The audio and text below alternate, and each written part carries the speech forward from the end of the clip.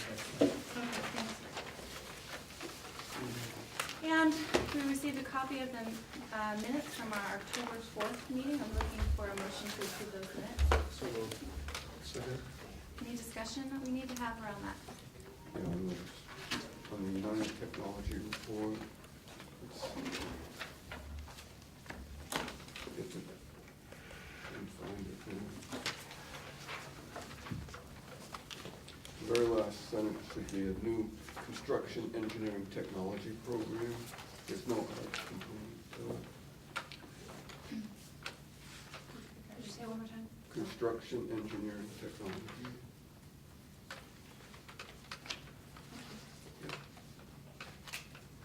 So we have an amendment.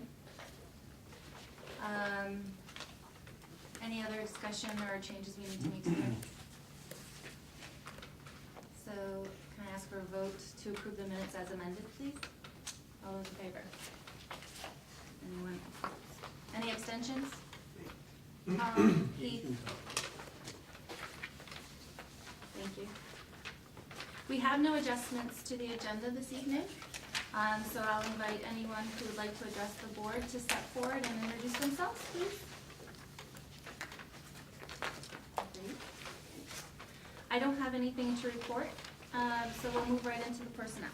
We have nothing under personnel this evening either, so we'll move right into the superintendent's report. So Heath is going to read the essential behaviors and outcomes proclamation this evening. Education enables all students to learn the skills, acquire the knowledge, and develop the attitudes necessary for them to reach their potential as citizens who can carry and meet the challenges of changing global society. We believe that all students in our community share the responsibility to educate our children and themselves.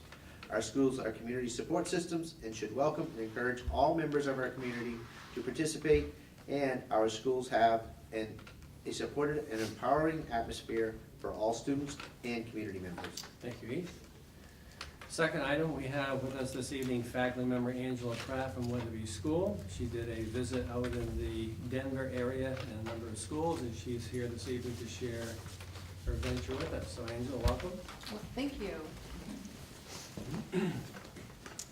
Mr. Lyons hit me with this, I think after it was approved, that, okay, there's one final thing.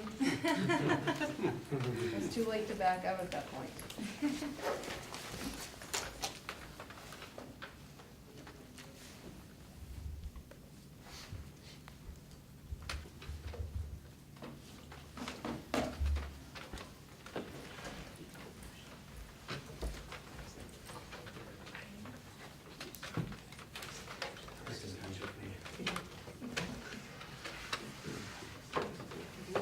So I was, the opportunity arose for me to take a trip to Denver, and so I started the process in August, just Googling different curriculums that I might be interested in and different schools. What I was surprised was when you open up the Denver schools, the page fills up with dozens and dozens of schools. So anything you want to learn, it's in Denver. The dates I visited schools were the 2nd and the 4th, and then a 5th was a bonus that I kind of stumbled across another school to visit while I was there. I almost thought I was going to have to email Mr. Lyons on the 3rd because I was supposed to visit a school on the 3rd. I got there, they looked like they didn't know me and had no idea. And the principal wasn't there, who was my contact person.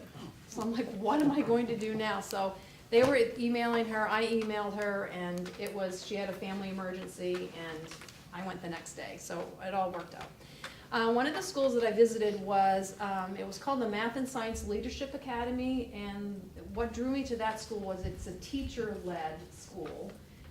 It's Denver County Public School, and there, you can see on the bulletin board there, they said MSLA is a place where everyone is a learner, teacher, and leader. And that's because they do not have a trained principal in the office. They have teachers who serve in that position. So this was kind of the write-up that they have that I just copied, that what their philosophy behind this particular school. And it's really, they feel like there's a gap between administration and staff. And this way you have a teacher who can serve in that role and then take that experience back into the classroom when they return to the classroom. And they also can bring the classroom experience into the front office. So my contact person was Blair, and as I sat down and chatted with her, she said that you only need to be a certified teacher to serve as teacher leader. She said having a master's degree is a bonus, but not necessary. And the teacher leader serves in this position for 3 years. And at the end of that 3-year term, you can reapply. And if your school votes you in, then you can be the teacher leader again. So I asked her, I said, is it a two-year limit or 2-term limit? She said they'd never gotten that far, so she didn't know if she could go for the third round for 9 years or not. The interview committee is comprised of all returning teachers to that building, 2 representatives from the local union. The administration is such in Denver County that you have a superintendent and then you have many instructional superintendents, and I kind of thought of Mary as I think they sounded like that position. So the committee is made up of 2 instructional superintendents, and then there's 1 representative from the Colorado Educational Association. But ultimately, she said the final decision comes down to the staff of the building, whether or not you are the teacher leader. Their salary is, they take their teacher salary and then they give them a stipend, which she said it kind of bumps them up to assistant principal pay. She did reveal, this is a picture of the side view of the school, she did reveal that at the end of 2015 and 16, and I Googled it to see and found some documents that supported what she was saying, that they had a teacher leader in position for that ended that year, and this person did not hold teachers accountable. There was no observations done. It kind of seemed to me from what she said that it was somebody who didn't want to be in the classroom and they just kind of went to the office and didn't do much after that. And the result of that was their scores tanked. So I could see a direct correlation to weak leadership to student achievement. Blair and Rebecca are now the leaders. This is when I met with her, she was beginning her 2nd year there as a teacher leader. And she didn't show me evidence, and I couldn't find evidence because it's fairly new data, but she did say that they had done better at the end of the 2016-17 year under her leadership and Rebecca's leadership, but she said they were in quite a hole and it was going to take them a while to dig out of it. She did reveal that the population that they serve, and I'll get to that a little bit later about the specifics of it, but they are labeled as difficult to educate. So the Denver Public School Department, which is actually Denver County, rates the school based on student progress rather than their scores, because they know that they have so many barriers that to make the state score and meet the standard is probably going to be a little difficult, so they just look at are they making progress. My focus at this school was really on the leadership because of, it was a teacher-led and that's what drew me there. She shared with me documents that she was now using to evaluate teachers. She was prior to being held in this position, she was a PE teacher, and Rebecca, I'm not sure what she taught. So she went from PE to the office. She knew nothing about the budget. She was not trained in observing teachers, giving feedback. It feels like they are trying to observe them into greatness. So she was trying to observe every teacher 4 times a year. They kind of had the staff divided up between she and Rebecca and a 3rd person, which I'm not sure how she played into the picture. But I could see that there was some huge gaps and some necessary training before you get to that position. When I went there, I was like, this is exciting. We have lots of teachers leader in Hampden, but I think it's different leading a committee, leading a group in your building, leading a staff and students. And I didn't see a whole lot of success in this, and I was disappointed, honestly, to see that. The next one I went to was the STEM Highland School, and STEM is science, technology, engineering, and math. My contact person was Karen Johnson, and she's the principal of the school, and talking to her and a fifth grade teacher there. The week I was there, the week following that, which would have been this past week, they were actually vacationing in Bar Harbor. So she said, if it's raining and we can't hike, we're coming to your school for the video. I said, they never showed up. This one is a Douglas County, because they are county run the schools. This is a public charter, so therefore there's no tuition. Anyone can apply to go. They started about 9 years ago with grades 6 through 9. They slowly phased in other grades. They had the high school piece established first. Then the year 16, 17, Dr. Johnson came on board, and she started with 5th grade only. Then this year was the first year that they had K-4. Their potential is to have 4 classrooms of each grade level. I think they have 2 more 4th grades to add next year, and I think a kindergarten or 2 to add next year. So the teachers were all pretty new to this concept. The thing that impressed me the most was they were really baby stepping them, which I really expected to see science, technology, engineering, mathematics intertwined throughout the day, and that's not what I saw. She revealed to me that the state funding follows the student to the school, so that $7,300 that would go to some other public school follows them to the charter school. They charge every pupil $200 for beginning school year registration fee.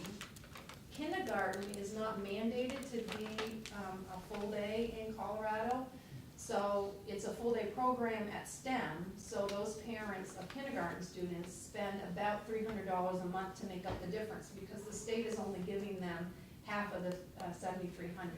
So they're asking the parents to pay the rest of it. That is what their total budget is. I think it was about 600 pupils, and they were running the school on that.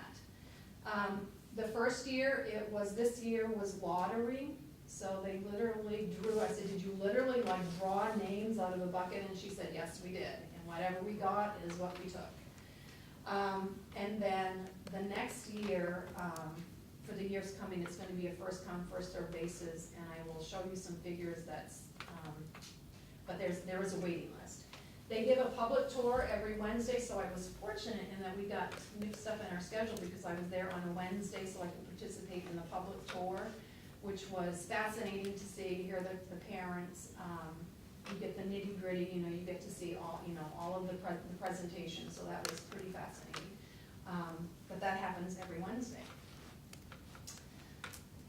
I was surprised to find that content is taught in isolation. I did not expect to see that at a STEM school. There's a math block, a reading block, a writing block. Then there's an engineering block. And this is a slide from a teacher, what they had projected in the engineering room. They were making weather stations. And that seemed pretty familiar. We've had classrooms do that, but I think they go the next step where they have innovation, so it's something new, different, and it has to work. If they try it out and it doesn't work, then they have to tweak it, and it has to work. Whereas we tend to give projects, grade them, move on to the next. A 5th grade teacher actually shared with me her unit, her rubric. I said, you're just going to give me that? And she said, this teacher pay teacher flies in the face of what teachers are. She said, teachers are supposed to share. And she said, so putting it on teacher pay teacher to have somebody pay, she didn't agree with that, so she sent me her whole unit. That was a unit where kids worked on a health engineering project. The other thing that surprised me was, again, it was 8 weeks, and they only spent an hour and a half on Tuesday and Thursday afternoons working on this project. The rest of the day, they really looked like us. So that really was surprising to me. This was the technology room. I found it fascinating. It didn't look like a classroom. As you can see, this little workstation here looks like an engineering classroom. The technology they have is one-to-one, but not all the devices are the same. That was a question that came up in the parent tour was, do you use Apple, what do you use? And they're like, whatever we have. So everybody's working on something different. Therefore, the kids have to learn how to navigate on all of those different devices. All students, the grade 5 students have to supply their own device, and they did say that if they couldn't afford their own laptop or computer, then the school would provide one, but that's when they have to start providing their own. Everybody had their own headphones, which was very cool because 8-year-olds choose really cool headphones. And I took a picture of, I wasn't allowed to, of course, to get anybody's face, and so I said, can you just turn around so I can get the back of your head and see? And she said, why do you want to do that? I said, because your headphones are super cool. So it was fascinating to watch them. The building was not state of the art. Any school building that I went into was kind of run down and used to be a different space, and they just kind of converted it quickly. The teacher that worked in this classroom took me aside and he said, I bet you have carpets in your classroom. He goes, do you know how much it costs to clean those carpets? He said, the money is better spent buying some materials for kids and not so much in the trappings around the room. Well, I had taken this picture thinking that, you can see that sheet, that plywood in the back, that was the back of his room, and I thought that was just materials that they were gonna build something out of. And he pointed to that and he said, you see that table in the back room? It was a table. And what he's done is he has taken a piece of plywood and kind of like half started to paint it. And then there are industrial stools that are used as legs. He said, I could buy a table for hundreds of dollars. He said, or after school for engineering, it's gonna be filled with thousands of dollars worth of Legos. That's where his money went. I thought that was kind of unique. In a kindergarten classroom, the principal is holding a robot, and Osmo is the robot, and they do coding in kindergarten. And she talked how she puts a lot of materials into teachers' hands, but she doesn't want it to be trapping and just something fun to play with. It has to be a purpose. So the kindergarten students have to write a code for the robot to go from the A on the floor, you can see the A on the floor, to the picture that matches the A, or to the B to the picture. She said later on they'll write a code so the robot will go around to words that are on the floor to form sentences. The second grade classroom and you could just walk in, and I just walk in and talk to kids, and they're used to visitors. So in fact, when we had a tour, we'd stop by and all of a sudden there would be 3 kids outside, and they were called ambassadors. So they were all primed that whenever there's visitors, they see somebody at the door, they just come out and they answer all your questions. So I stood down by this little girl and I said, what are you doing? And I was fascinated that an 8-year-old was creating a Google slide. And I had always used a different format. I think I'd used presentation, and for my coursework I had used Google Slide, and I said, do you know that I just learned how to use Google Slide about a year ago? And she went like this. So I said, what are you doing? And she said, I'm writing a letter to my friend. And I said, well, how in the world is your friend going to see this? And she pointed to the show, I'm going to share it with her. So she was creating, a letter, and it was, I said, what station are you at? I said, I heard your teacher say you're at station 7. What is that? She goes, it's work on writing. Another little guy said, do you know how to change the background? I said, no, I don't. Can you show me? So he did a Google search for Pokemon.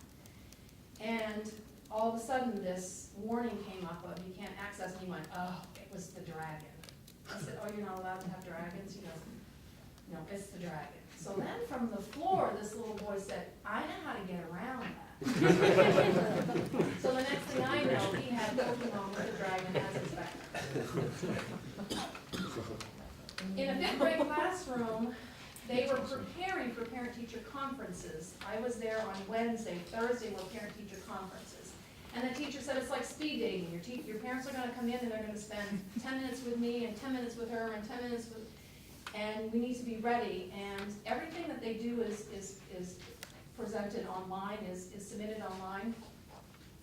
So this is one of the slides where there were several slides that he showed them that they had to go down through. Their job that day was to go down through and to fill out all of these self-reflection pieces that would be shared at their parent-teacher conference. And they know how, if they have assignments, this is explain your, list all the assignments that I'm missing, what one am I most proud of, explain your choices, what assignments did I struggle with, so they had several pages of things that they had, that was their task for that day.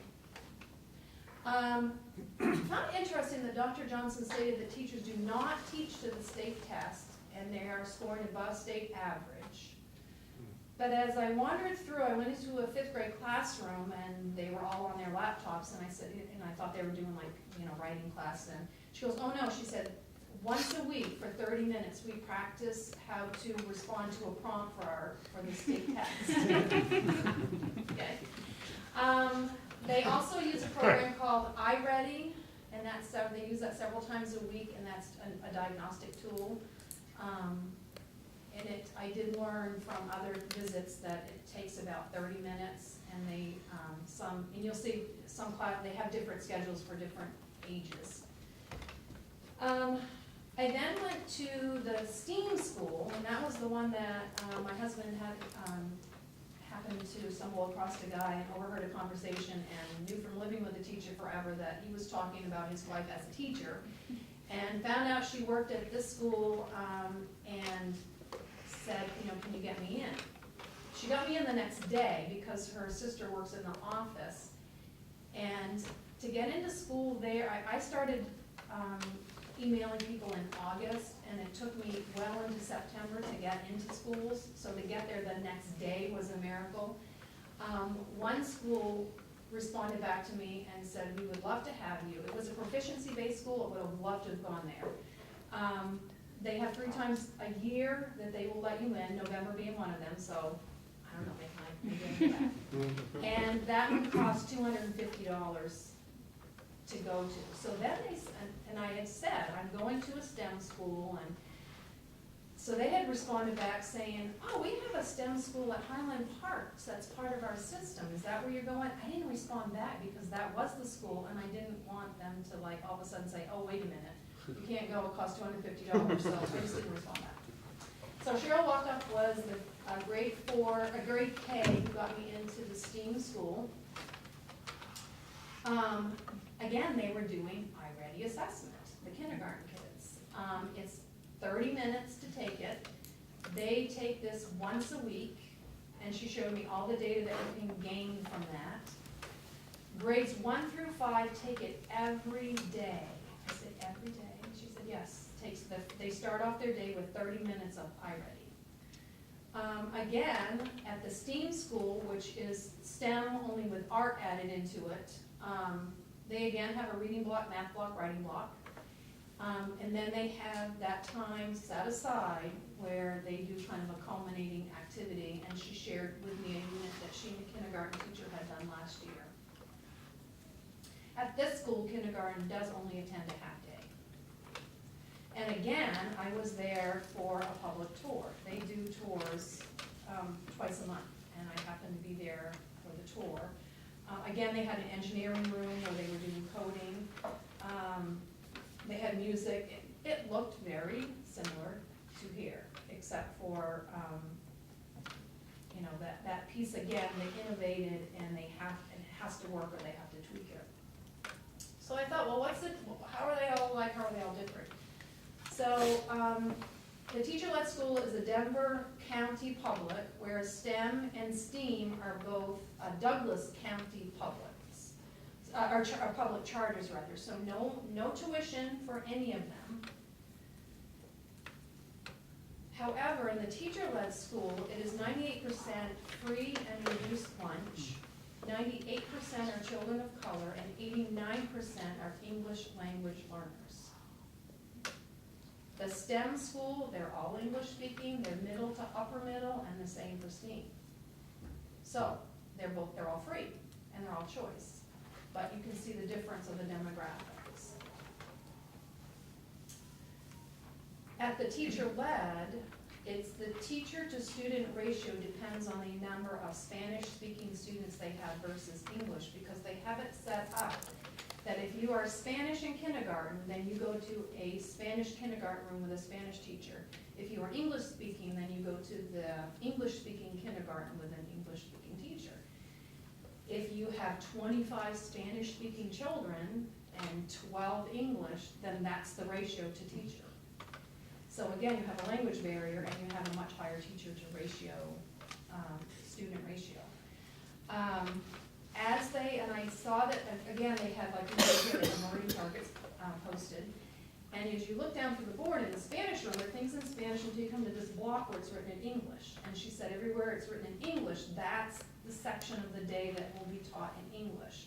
All of their specials are taught in English regardless of their language. In kindergarten, they get about 20 minutes a day of English, and then as the older they get, the more English, less Spanish, and their goal is by the time they're 5th grade, they will take their state testing in English. So they get them from kindergarten, and they hopefully have them up to English and being able to function with English.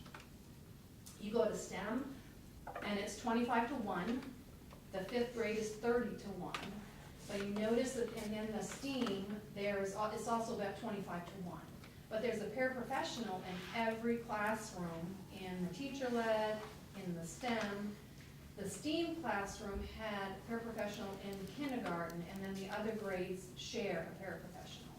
So the paraprofessional, I noticed them taking them to lunch, to recess, conducting small group instruction. When the teacher was talking to me, the paraprofessional was doing the work with the class, which kind of did free them up to talk to me, but that's how they're arranged. I talked with the teacher-led, and I said, so do you have, so I stopped by a special education classroom, and it was just a special education teacher in there. I said, where's the paraprofessionals in here? And she said, oh, we don't have them in here.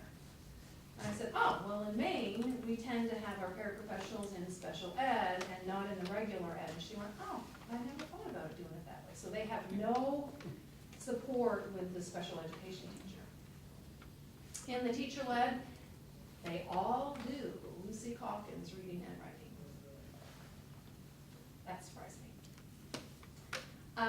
The teacher-led want to provide their students, even though they are economically deprived, they wanted to provide them with a typical school experience, so they've coupled up with community businesses who pay for after school. So these kids cannot afford to be involved in soccer, dance, drama.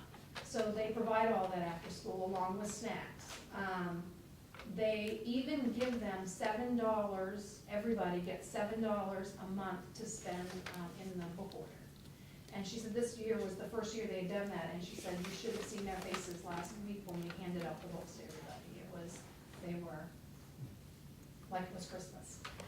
100 students have left that school due to rising housing costs, is what she told me. The neighborhood around there is atrocious. It's single-family homes, but it's bad. It's not a good area. Whereas with the STEM school, again, choice free, it has a waiting list. And she told me that even those who will be kindergarten age in the year 2019, they had, I forget what number, 20, 30 kids. She said, these are 3-year-olds who are already on our waiting list to be kindergarten students. And the STEAM has a waiting list, and in the parent tour, they were told that they would be notified by December if they were being invited. But the only way you can be invited, one of the criteria is you have to participate in the tour.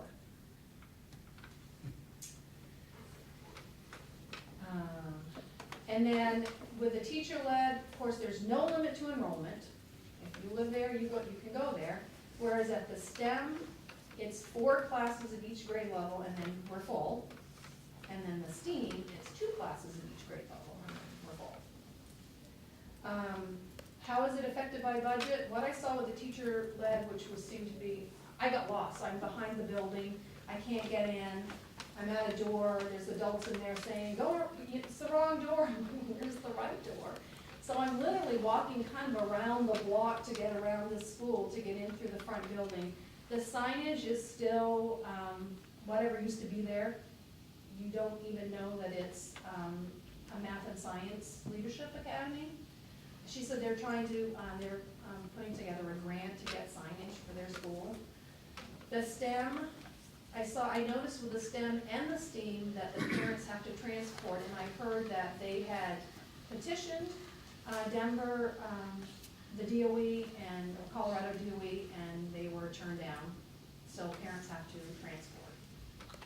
There's just no money for the busing for all the schools.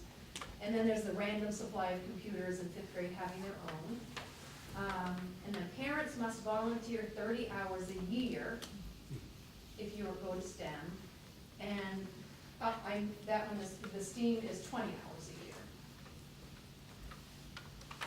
So my final thoughts are, given all of that, are charter schools really an option for all? When I went to STEM, I got there at the time that the students were being dropped off, and they were being dropped off in Mercedes, Volvos, Audis, any high-end vehicle you can think of. I'd just been the day before in the district that again was free, and those kids could have come to this school, but how are they gonna get there? Are all children in the various Colorado counties receiving the same quality of education? Because if I can afford to be home and drop my child off at 8, and then be there at 3 when they get out, but somebody else can't, are we getting the same education, whereas the first school had a lot of barriers in place? So things were being presented differently because they had to overcome those barriers first. So I kind of question, are they getting the same quality of education? I really did not see evidence that untrained administrators make effective school leaders. I didn't expect to see that, and I was kind of disappointed with that. I didn't see it. It just seemed that they get there and they're just overwhelmed with everything. They were, a classroom teacher and they have no training whatsoever. So I enjoyed my experience. I find that I've done this kind of thing before where I visited schools, and I find it to be the most effective. I bring away the most information for professional development. And I had one of the teachers at the STEM school saying, how did you find us? How did you do this? Because I want to do something like this overseas this summer, but I don't know how to go about doing it. So it was, and it set up some great connections with other teachers. We're still communicating via email. So I found it, overall, it was just so beneficial. Questions or thoughts?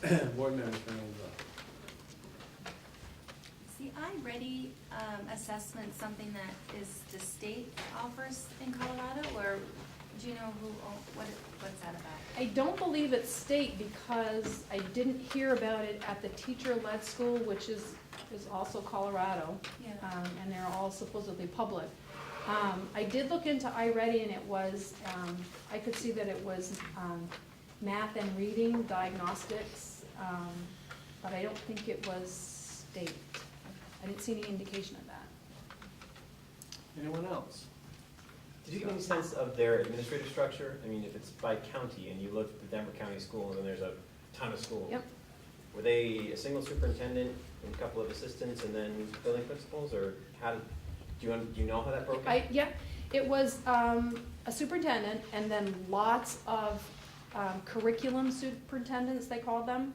And then the curriculum superintendents overseed, and they told me it was like 2 or 3 schools.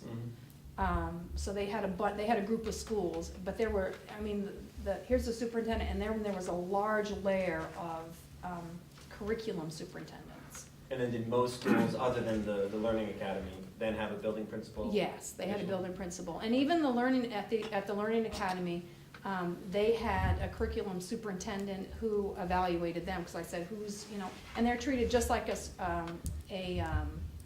principal. Mhm. So they had all kinds of, which I didn't have time to go into, they have all kinds of support from their county for training and mentors and all that, and then they are evaluated by the curriculum superintendent that's in charge of their cohort of schools. Thank you. Any other thoughts? Okay, Angela, thank you very much. It was very beneficial. All right, I'm sure it was a thank you. great experience. Thank you. Okay. next we have Dr. Glenn Cross and Mr. Rue on the New England Association of Schools and Colleges. Don had his back a couple of weeks ago at Reeds Brook, some of you attended. Richard has his in a couple of weeks at Wagner. So gentlemen. I'm excited about the process.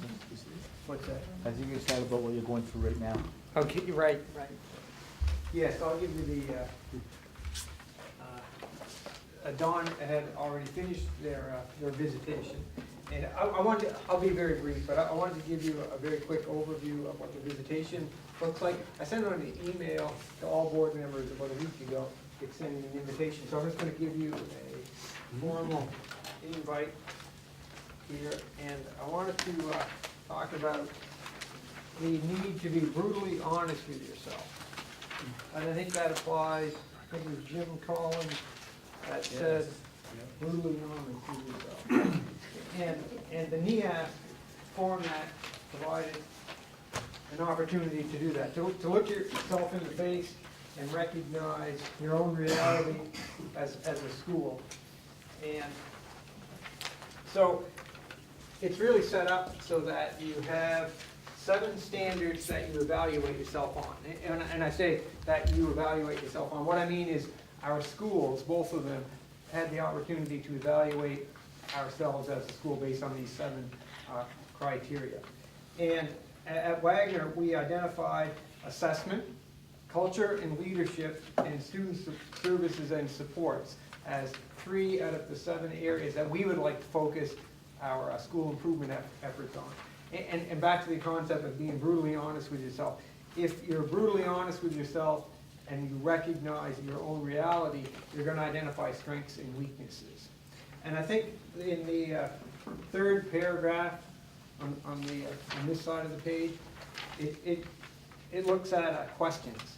We don't want to become complacent with who we are as a school. And so I think the questions, how does the school ensure continual improvement? So really that's the concept behind the NEAS approach, is how do you look at yourself, evaluate yourself critically, and ensure continual improvement? Because I don't think, you shouldn't ever get there, where you can say, we're there, we're perfect, we do the things right 100%. I don't think, but you should be attaining, striving for that. And I think you need to have structures in place that examine your work on an ongoing basis. Things change, different students come in, different cohorts of kids, new initiatives. So you need to be looking at those and adapting what you do to meet those needs. So I think that's the benefit of the NEAS process. So really we've gone through both our schools a year-long, maybe a year and a half, process of self-reflection and development of our improvement plans. So at the bottom then, I extend an invitation. It's the same information that was in my email on Sunday, November 5th, from 3 to 3:45. Following that, there'll be a short reception. So I heard from a couple of people, the more the merrier. It's a pretty easy setup. There'll be a panel, they'll ask questions. One of the standards focuses on school governance. So I think the natural place for a board member would be maybe reflect on school governance from your perspective and what that looks like. So I think you'll just be a part of a friendly discussion in that regard. So again, I extend an invitation. I look forward to seeing you there if you can make it. And thank you very much. I'm happy to answer any questions. Okay, thank you, Richard. Okay. All right, Don, your turn. So, I was started on October 1st, which was a Sunday, and we were able to go from Sunday, Monday, Tuesday, and they left Wednesday. We had a panel of 4 people who came and visit, 2 from Massachusetts and 2 from New Hampshire. What was nice was the guy, 2 gentlemen that came from Massachusetts, he was a superintendent, that was one of his principals. And they're in the process of trying to get the entire district that he's working for accredited. So we had a lot of conversations. So on Sunday, as the panel starts coming in, we tried to set everything up so it was welcoming and nice and easy. And then we anticipated giving everybody a tour of the school, and we had students do that. Well, the students are very, very excited, all right? What we anticipated for it to be about a half an hour tour, after about an hour, and the students are only halfway through, we said, let's speed it up, guys, they're on a timeline here. But the kids wanted to show every aspect and every detail of the school. They were phenomenal, all right? And they were so excited, so that was great to see. But as we started doing some different things, they were asked to have exhibits. They wanted to know, they wanted to have criteria. They wanted to know, well, how are we differentiating? What's the level of rigor? And so we started providing artifacts throughout. We started collecting, probably second day of school, we started reminding the teachers that we needed to collect evidence from the previous year of things that they accomplished, student samples, and so forth. So we were able to sit there and present that. So they would take that back to their hotel room, they would look at the student samples, they'd come back and they'd start having teacher interviews. And then they sit down and have an interview with me. Well, I think I sat about 3 or 4 interviews in the course of that particular visit. But what was interesting, they kept coming back on the main thing. It is obvious that Reedsbrook lives and breathes their core values. They couldn't get over that, ranging from the kids to the staff, which was nice to hear and see. They do tend to come back for a recommendation for where we're going. But what was nice is, during one of our interviews, he sat down and said, what do you want out of this visit? And that was nice to hear. And I said, I want to know, from an outside perspective, where do you see us? And give me a compass to kind of go by, as far as what direction to be able to make some different changes and so forth. And he was very good about it. He says, your staff, he says, is extremely honest. And he said, you guys model what you want the students to have. And they pointed out a couple of things that may be in the report. What's going to happen is they're going to give a report, they're going to give it over to me, we're going to communicate back and forth. He said, because he wants to make sure that whatever we're talking about as we move forward, that we're not going to put anything that's going to be a political disaster, is the best way of putting it. He didn't want to put anything that's going to be a financial burden on any town. He said, that's not the purpose of the visit. The purpose of the visit is to be able to see where you are currently and ways to improve, and give us some suggestions and recommendations as we go forward. Though it was busy, it was intense. Not quite as intense as the interview process here, okay, but it was intense. But I will tell you, it was a great experience from my perspective to have those conversations, being an outsider and looking in at the very last part of it. Staff, I'll be honest with you, felt a little overwhelmed as far as being prepared for it, but they're anxious for the report. Now they want to see and hear what's going on. The timeline for the report was a little vague. It could be as early as November, or it could be as late as March when I end up getting it. It depends when they actually meet together as a commission and they go forward with it. Question for Don? Your team did a great job, Don. Thank you. I wish I could take the credit, but I'm just following my predecessors. Thank you, Don. So hopefully you have Richard's date in your calendar. I think I've shared this with veteran board members, but back 5 years ago, I ended my chair role as the NEAS, we call it NEAS, New England Association of Schools and Colleges. I think I did like 35 of those as superintendent. They're very time-consuming, but they're very exhilarating insofar as what you learn. It's kind of like when Angela shared today. When you go to a school system and visit a school system for 3 days, it's pretty intense. But I want to give you again, I'm going to make the numbers up, so I apologize, they're numbers. Last time I knew there were about 125 middle schools in the state of Maine, approximately. And last time I knew there were only 8 accredited, and we have 2 of them. Now, I say that because to me that's a standard of excellence where a third party, if you will, comes in and looks at your school and you meet these certain standards with a high degree of rigor and you're in the accreditation status. So Reedsbrook, Widener, and Hampden Academy are all 3 accredited schools in RSU22. That's very, very unique. So I would make the argument that when parents are looking at schools, if you can say you're an accredited middle school, that's a very strong marketing tool, very strong. So congratulations to the faculty, staff, and Thank you, gentlemen. Is Hampden Academy, are we off years? So Well, I was gonna ask, so Bill was sitting there saying, now, Bill, you're doing your self-study right now, so Bill. We are. We actually had a Deputy Director, Allison Geary, with us today for kind of a round of initial meetings. She met with our staff for 45 minutes, met with our co-chairs and liaisons for about 45 minutes, met with myself and our two chairs for another 45 minutes, but just to kind of go through some of the process. The good news is we're well on our way. We used half of our last in-service day gathering evidence and looking at our steps.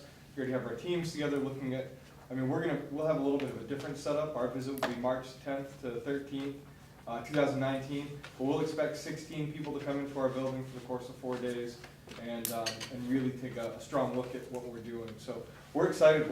We feel like we've started off on the right foot and look forward to gathering some of that evidence. So given that overview, that self-study is gonna take about 16 months between now and the visit of March 2019. I would add though, Don, you missed one of the key points that the chair mentioned, that was Dysart's lunch. That's right. He was very appreciative of that. Amanda? Do you have, not all 8, but of the 8 other middle schools in the state that are accredited, some of the districts? Who are they? Yeah, who are I'm they? pretty sure Kennebunk is one of them. I'm really stretching this. Kennebunk is one, it might be York. I could actually, let me research it and I'll give you the answer rather than me sitting here making it up. But let me put it this way, and then you'll get the information below. They're very prestigious schools in the state of Maine. It won't surprise you. Usually the ones that we compare ourselves to. There you go, yes. How many schools go through the process? Of what Don and Richard, Yeah. you have to go through that process. You have to do a self-study, which is. No, very- but Oh, choose to be accredited. oh, choose? Yeah. Very few, very few. Usually, the financial burden, people don't want to absorb. And Regan, I'm picking on Regan for a minute. She and I have discussed this for many years, by the way, the money, but I think there's a value in return. There's money associated with it. There's a commitment of time that people do in a self-study is intense for a year and a half. So it's a lot of reflection, it's a lot of conversation, but it's all in the betterment of the organization and the school, is my belief. So a lot do not go, Heath. Help me, gentlemen, back a year ago, the state of Maine actually came up with their own accreditation, didn't they? Didn't Maine come up with a facsimile that actually gave NEAS some competition? Was there a state accreditation? NELMS. New England League There's of Mills. NELMS, and I think Great Okay. School Partnership may offer a version of it as Yeah, well. yeah, but that's subsided significantly. NEAS picked up the pace when we moved to standards education a couple, 3 years ago, because a lot of people were saying NEAS is not in 21st century education. All of a sudden now they're very competitive. But a lot of people don't even have conversations like we're having now, Heath, at this level. So, I just Googled it for the NEAS school. thank you, Scott. So there's a Coastal Ridge Elementary School in York, Yes. Fort Kent Elementary School, Reedsbrook and Samuel Wagner, Village Elementary School in York, Yes, and York Middle School in York. there you go. So- Thank you, Scott. Excellent. How long does the accreditation last? It's 5 years, right, gentlemen? 5 years accreditation? Yes, so every 5 years we go through the process again. Thank you, Scott, that's great. 10. 10 years. Um, 10 years? Oh, I'm sorry, 10 But years. if Thank you, I Walter. remember what they're talking about, though, there'll be like check-in points That's as we it. progress down There's through. an incremental check-in, but it You have a is. 2-year report, which is your immediate pieces you need to address. There's a 5-year report of a longer There you go. term. and You have a then midterm report, a right? 7-year report. Do any people go through this and not get accredited? Oh, yes.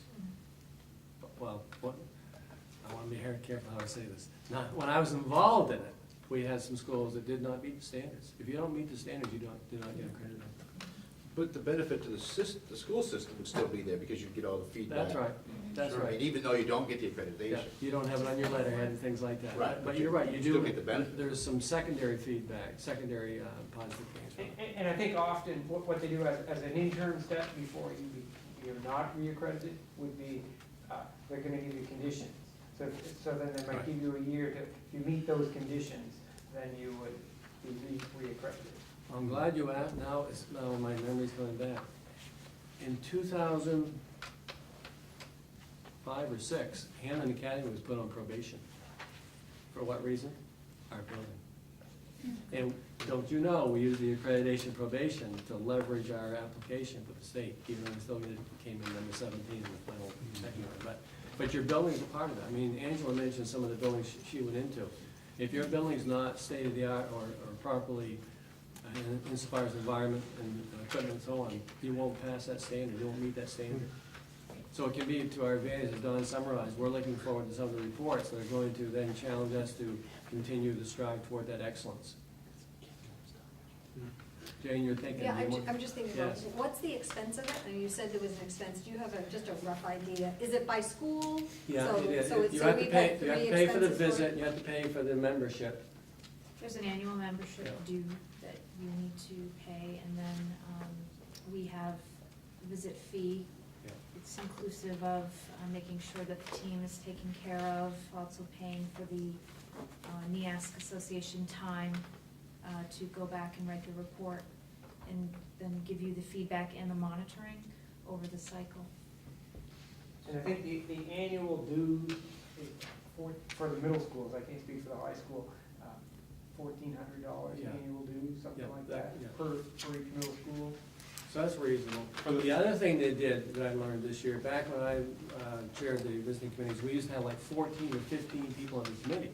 So when you put 14 or Yeah. 15 at the Dice I Arts was Hotel thinking that when you versus said 4, that, when you said how many there were gonna be Don from the high mentioned school. 4. So Richard mentioned the annual membership fees around $1,500. It probably costs maybe $1,500 to $2,000 for the week for the people lodging, meals and things like that.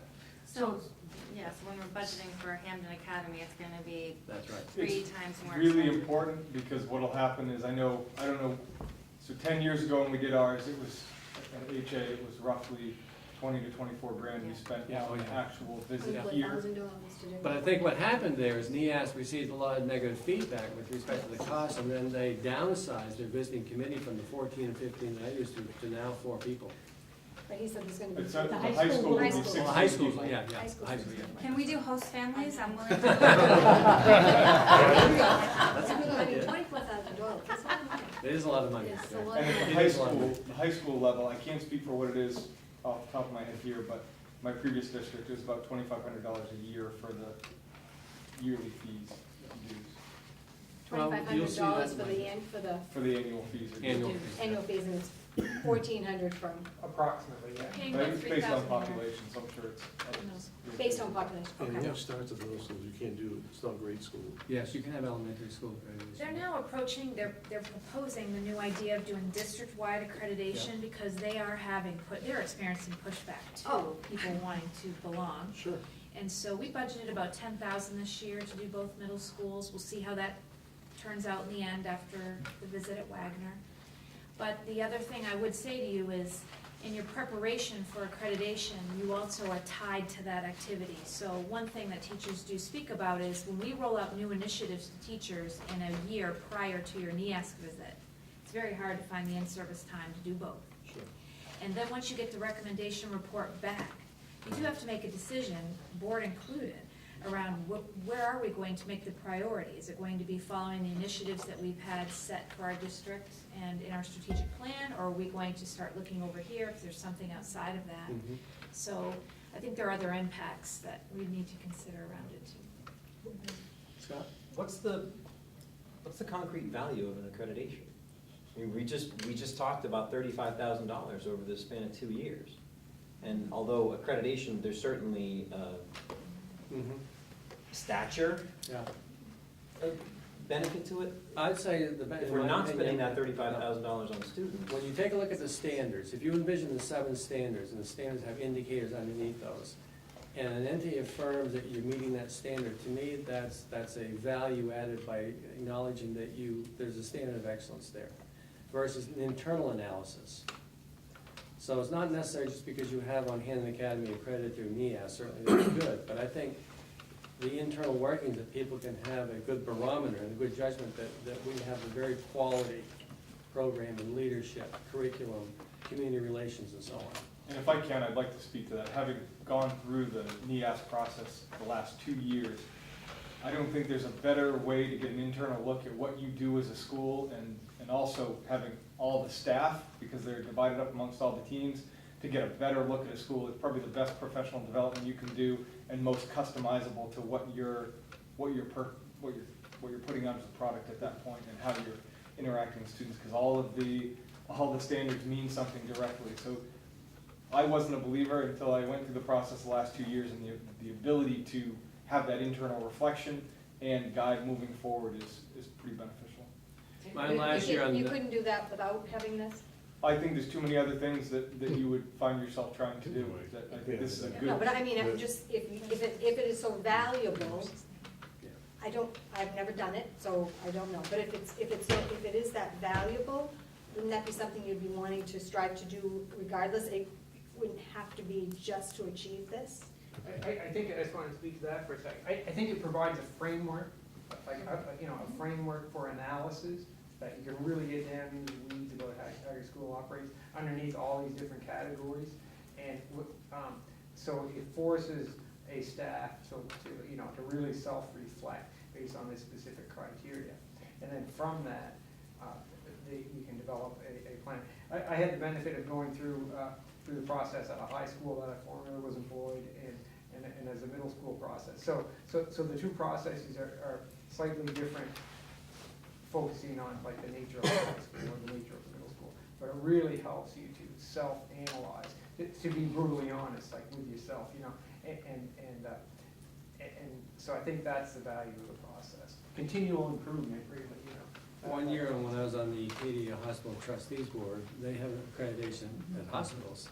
And I, as a trustee, like you folks as board members, I learned a great deal by looking at the hospital through the lens of the accreditation model. Well, I would think that this will be interesting to see the report as board members, because this is the first time many of us have experienced this process.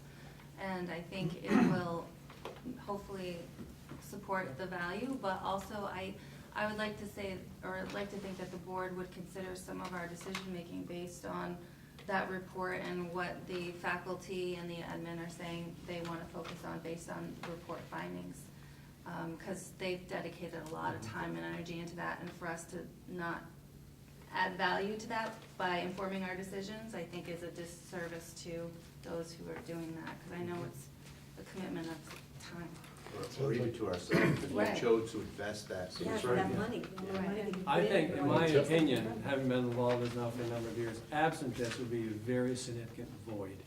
That's the best way to explain it. If we didn't have this, that would be a significant lapse, in my opinion. So I'm looking at the high school list, and there's a lot more high schools Oh, yeah. than 8. So, Yeah. I mean, even to remain competitive in this area, it looks Yes. like we would be the odd man out if we did not Sure. participate at the high school level. Oh, yeah. At the high school. At the high school level. Yeah, from a peer review standpoint, my guess is that the rigor from an outside group with Oh, it'd be great. zero impartiality is much more honest and inward-looking and allows better self-reflection. My guess is there's probably an unintended consequence of team building and galvanizing the group, because now there's a You've got- deadline, there's a got sense of another reason. urgency that, as you mentioned, you kind of push things away.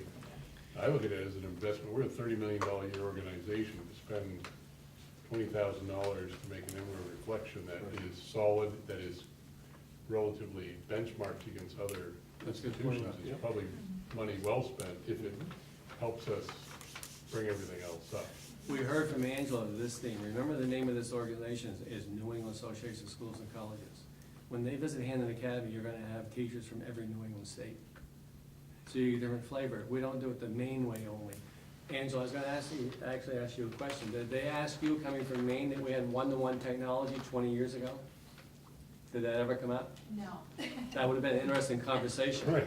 When they have to buy their own equipment, or have, that first you could have said, well, in 1996, Governor King, the state of Maine, as Maine goes the nation. One-to-one technology. Although the coding at kindergarten is pretty That's cool. pretty, That is- yes, that is- we're a little nervous about the Yeah, 1,000 half pounds of day Legos kindergarten really falling off the bothered me. homemade table. Well, they haven't put any of that in. So we'll look forward to the report. Beyond- I don't think you're gonna have to wait until March. I think probably December time, but I could be wrong.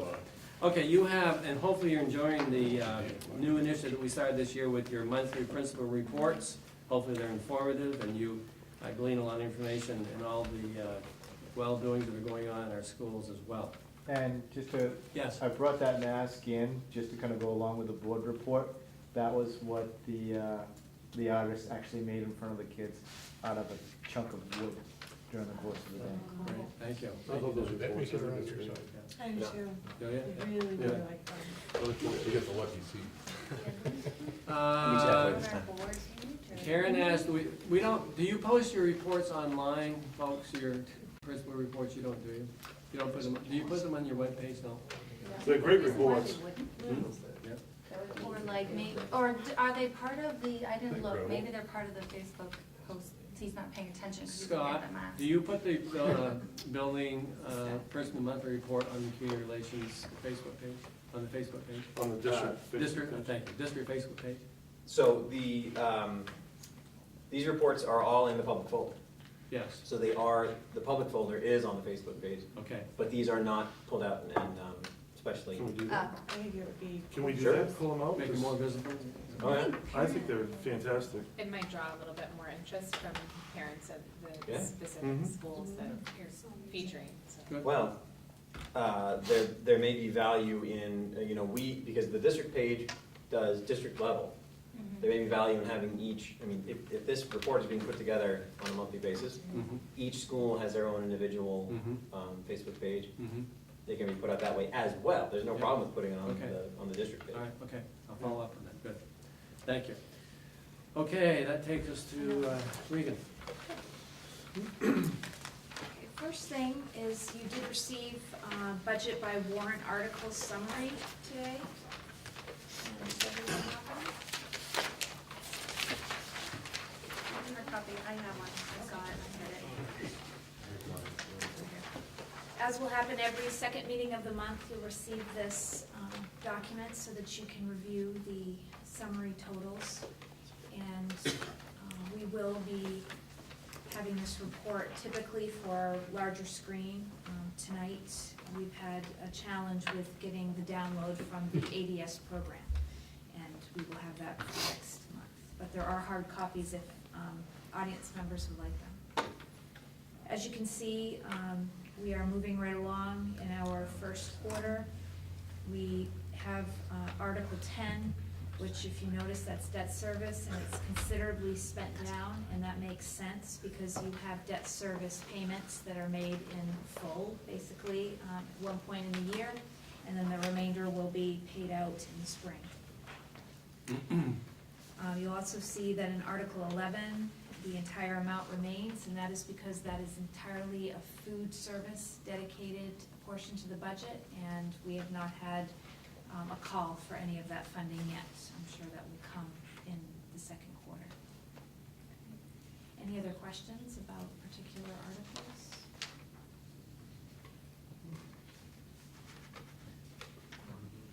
Okay, certainly after you reflect on this, if you have questions, just email Regan or myself. Thank you. So other items in the report, we have had building walkthroughs. We've had many this fall, as you know, but we just concluded our campus walkthroughs with the building committee members, and I'd like to thank the building committee members for dedicating the time to do that because it took up 2 days. And I think we came away from those visits with great big picture that our campuses are in great shape, and we've been keeping up and maintaining things very well.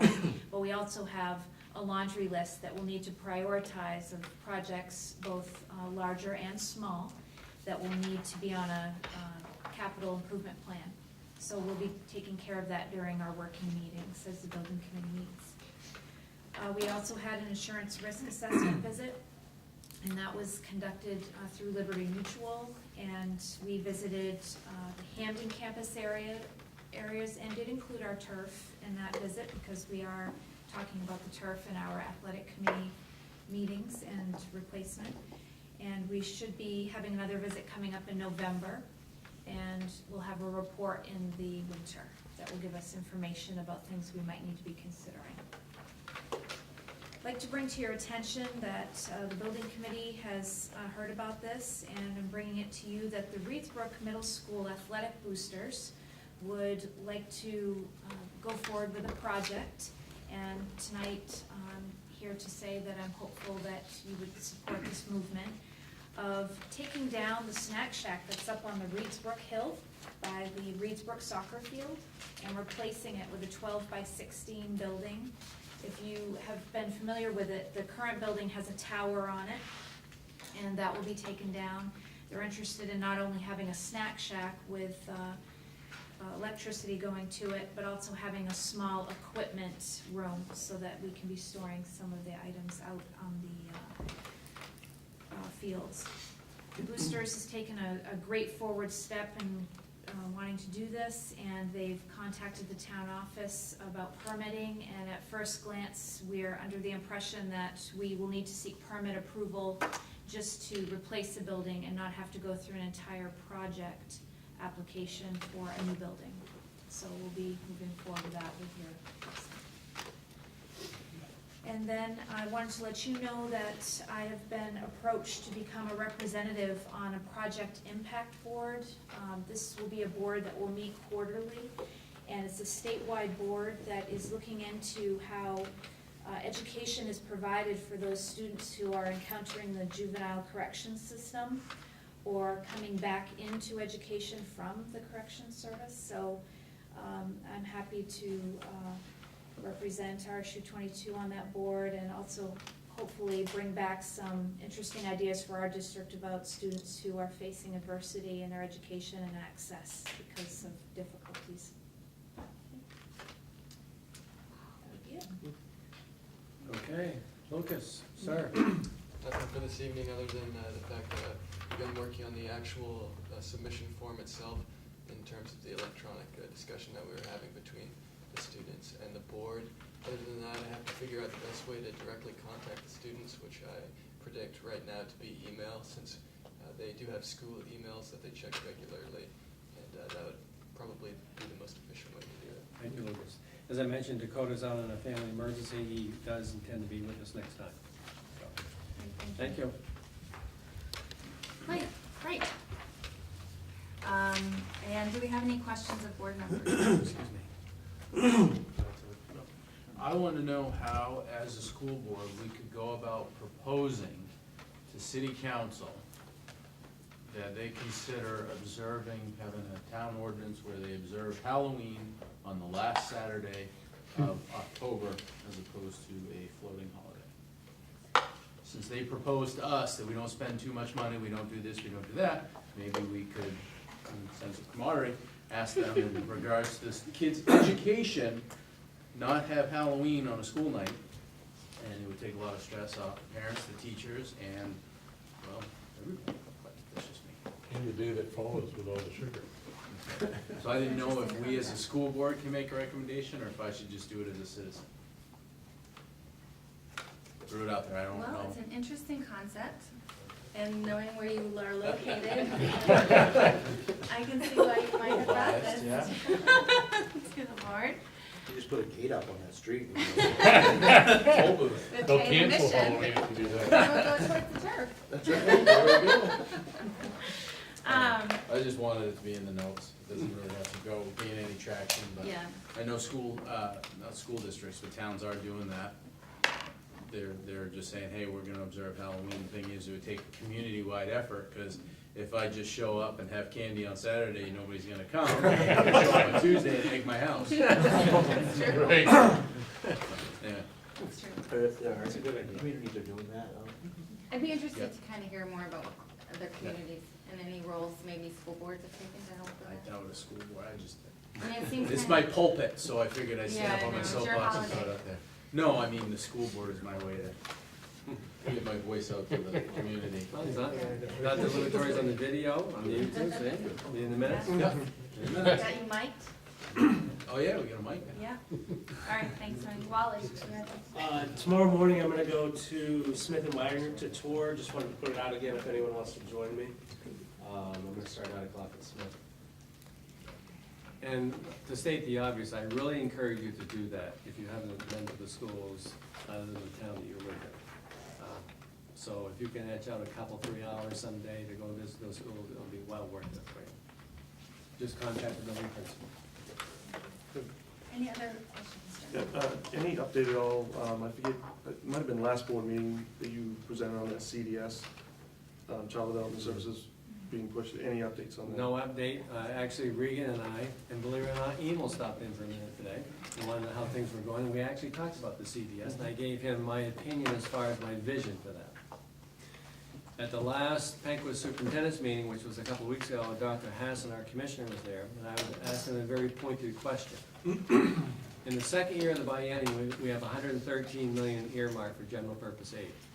And my question was, Dr. Hassan, how much of that's gonna go to support CDS? And his comment was to me, none. I left it there. You can obviously think what I'm thinking right now. I left it there, but I wanted to be put on the minutes of the meeting that I asked our commissioner, how is a CDS infusion in the public schools going to be absorbed? Where's the 113 million coming from? There's just a sense of irony that the 113, there's a pretty good collaboration between those two figures. So just keep that on your radar.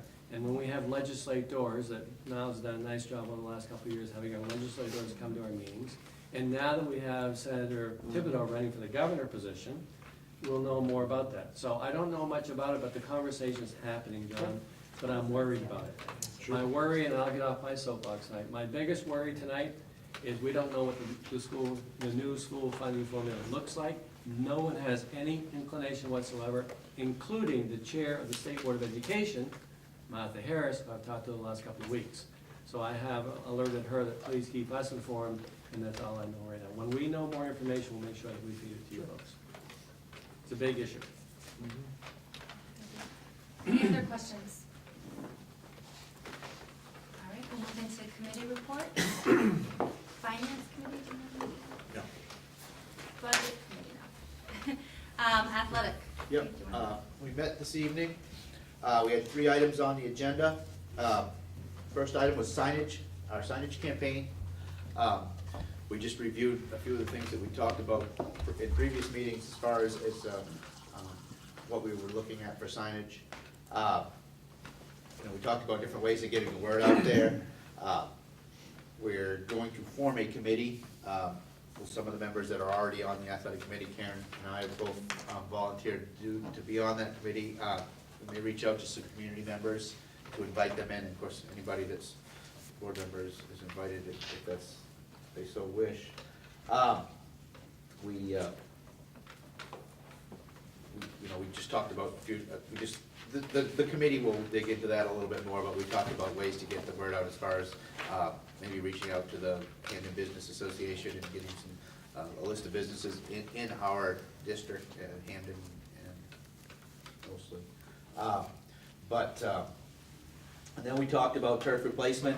Again, we're looking at forming a committee. We decided to, instead of forming 2 committees where they were so close together, we'll form 1 committee. We'll work on signage and then talk about the turf.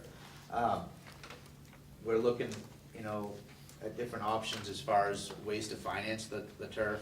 And the signage kind of goes hand in hand. It's a chicken or the egg, I guess, is the way I described it earlier. We don't really know how much we're gonna get from the signage, so we don't really know how much to go forth and ask to be financed or bonded for. So it's gonna be one and the same. We have, of course, some different options, going to the bond bank or lease purchase agreements. But as we dig into that more with this committee, hopefully we'll be able to get into that, into the weeds much more starting next month when we form that committee. We did get an additional price. We had one last month from NAT, and this month from this Rad Sports. They were about $100,000 less.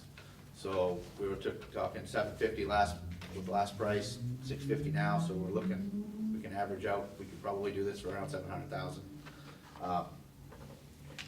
And third item on the agenda was the Winniport baseball and softball fields. Basically, as of right now, Wagner uses town-owned fields. They're kind of up in behind Wagner. They don't play any games on them. They're not game ready at all, and they're really not a safe place for them to even practice in the condition that they're in.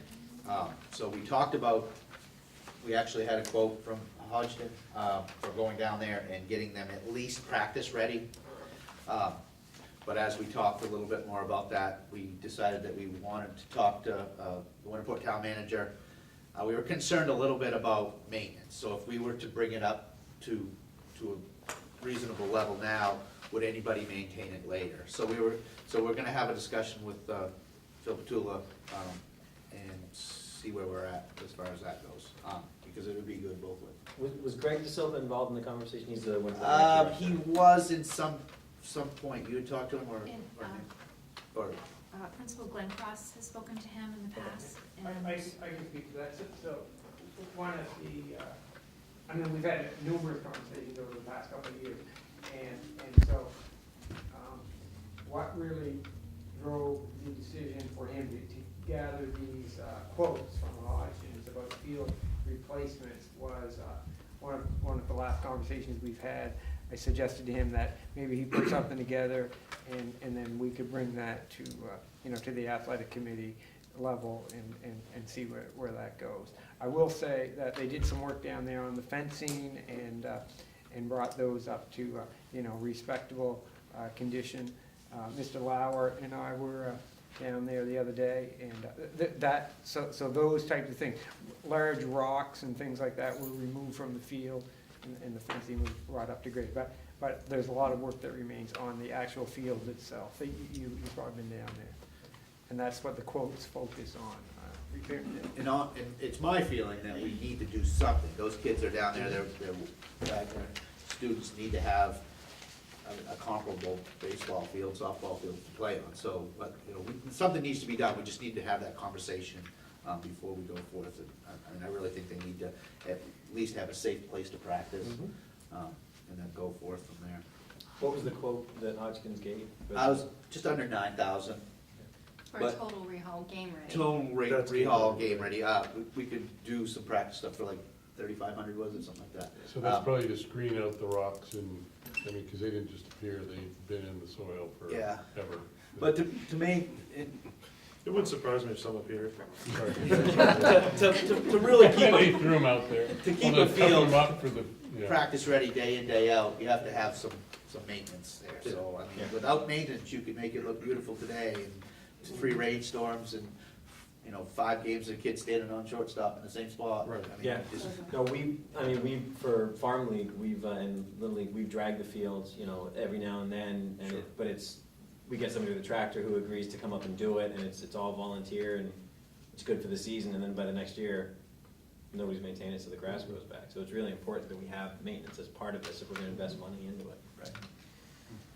Right. Thank you. Building committee, Alan? Yeah, we had a meeting last Friday. Like Regan said, we toured Hampden Academy, the Reed Brook School, Middle School, McGraw School, and Weatherby. Then we had a brief meeting to discuss we have a drainage issue with a butter to the Smith School that we're still dealing with. Education. Yep, we met right before this meeting. We had 2 things on the agenda. One was Mary and Bill, and please jump in, Mary and Bill, gave us an update on the proficiency-based education. There's some changes that are being proposed to, not the law around it, but more like the regulation, right? That would accompany the law around proficiency-based education at the state level. And both Bill and Mary had an opportunity to go down to Augusta and participate in some stakeholder groups. And they've done a fantastic job of advocating for our students and advocating for the proficiency-based education that we've been working towards for several years now. Not surprising, some of the options that are being put on the table include some changes that are in a completely different direction than what we've been working towards for the past 7 years. So Mary and Bill were they did a great job making sure that their opinions on that were heard. It's going to be a process where, Mary, what's the process gonna be for this regulation? So, there are stakeholder groups that will happen generally between now and mid-November. There may be a bit after that, but generally it's in that timeframe. Most stakeholder groups are under the size of 20. When all the information has been gathered by the person who is facilitating these stakeholder groups, then she will take that, she will begin to give that information to a group that has been pre-established within the State Department. That's when the drafting back and forth will occur for a while. and then it will become available again for public comment at a later date, so I'm not sure when that will be yet. There are some concerns that some of the ultimate group is behind closed doors, is that correct? So we don't have an opportunity to be Right. part of that closed door group. And some of the proposed changes at this point, obviously it's a back and forth, really could affect our kids' education and our kids' future, so it's gonna be something that we need to keep a very close eye on. We discussed, and didn't come to a conclusion about the best way to go about advocating for the ultimate goals, so the ultimate decisions around this. But it's a discussion that I think we will continue having over the next few weeks. We also talked about perhaps putting together a few bullet points and talking points for board members to have a better understanding of what's kind of on the table and what we've been working towards for several years and what we'd like to continue working towards as far as our proficiency-based education goes. Is that fair to Very say? helpful. Yes. The other thing that we worked on, Bill and Mary have also done some fantastic work around, we talked about working towards kids having educational experiences, which is part of the proficiency-based education initiative, not just classes. And so Bill has had some experience in his previous school allowing children to participate in internships that provide them educational experiences and credit for that. So we started putting together some structure around that, and they put together some suggestions on what the student's role would look like, what the business role would look like, started talking about how we're going to engage businesses in providing these internship opportunities. How do you assess kids on providing the evidence that what they've gotten out of this internship experience. And we're gonna continue working on that with a rollout goal, a pretty aggressive rollout goal of January, hopefully. So we're starting to gather information about who has business contacts in the area that in Hampden, Frankfurt, Winterport, and Newburgh. So if you have any good business contacts in those areas, please provide them to Mary or Bill. They're starting a list. So we look forward to, that will be very exciting if we can get that done by January.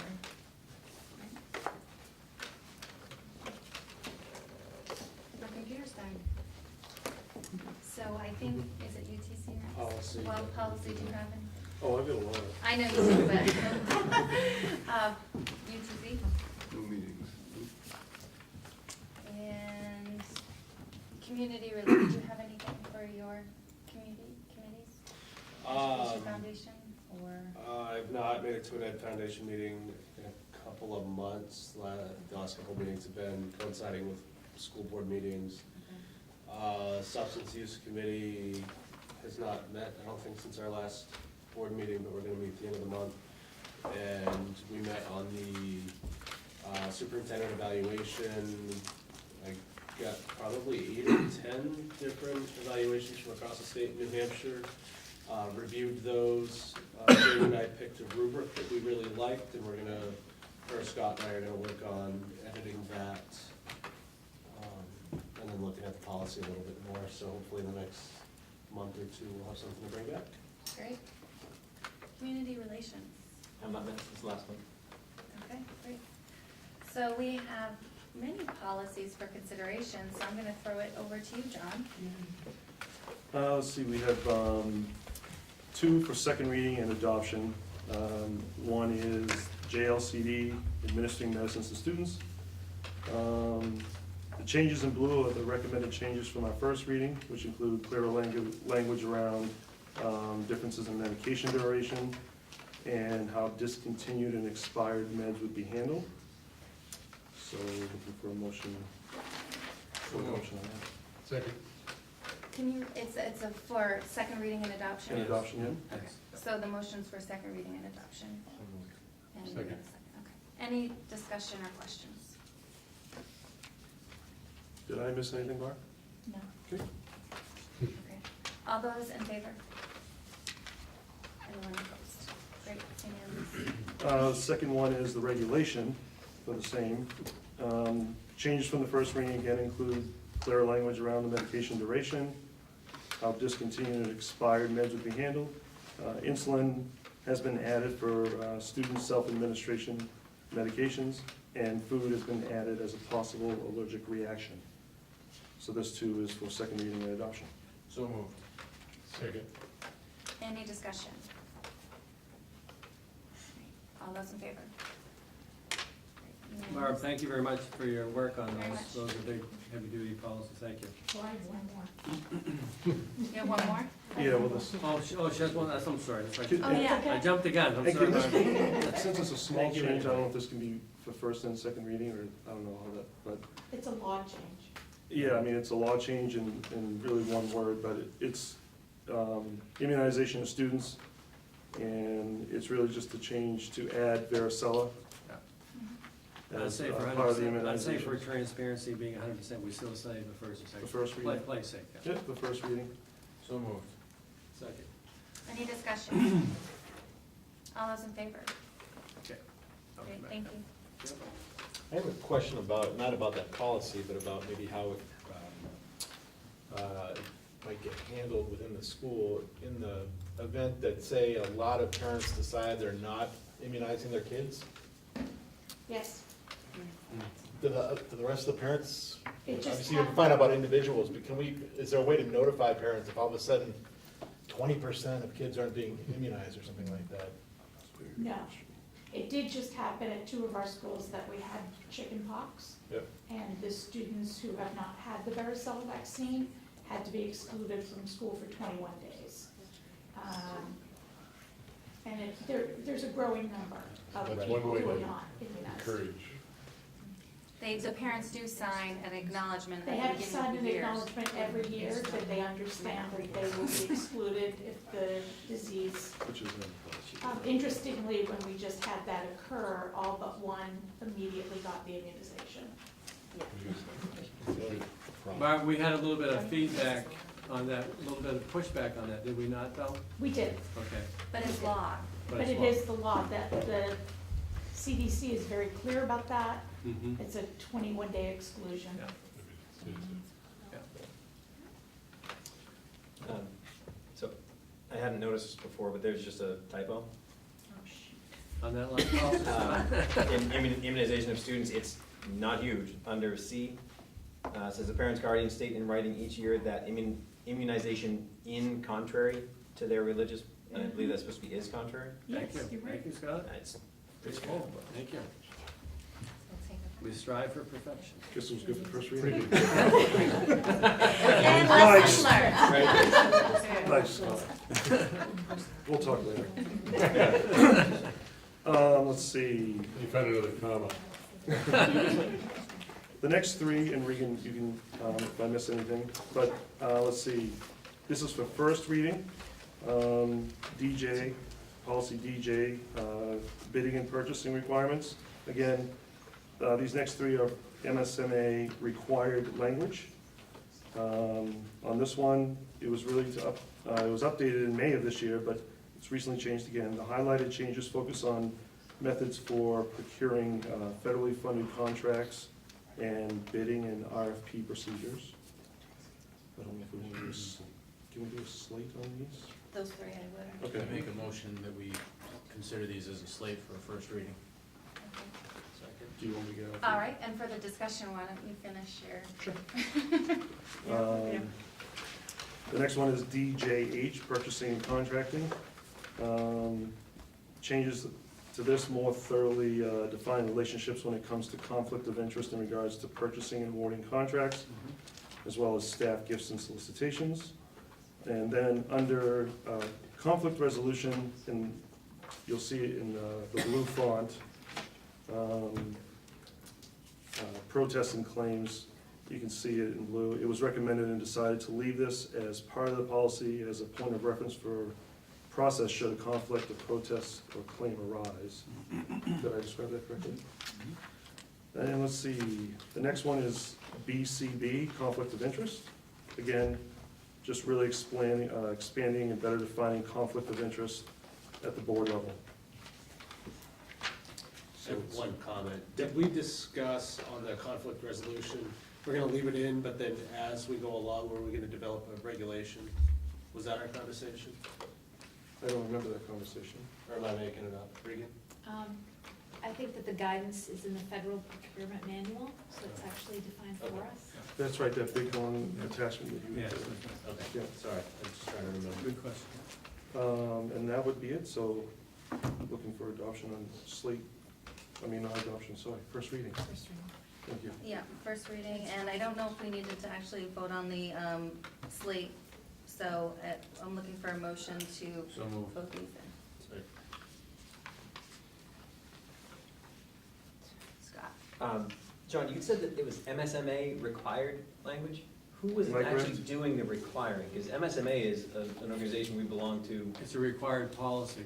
They The have, Maine legislature is requiring that action be taken by June of 2018, and MSMA is the conduit Okay. that is recommending the language that we use to meet that legislative requirement.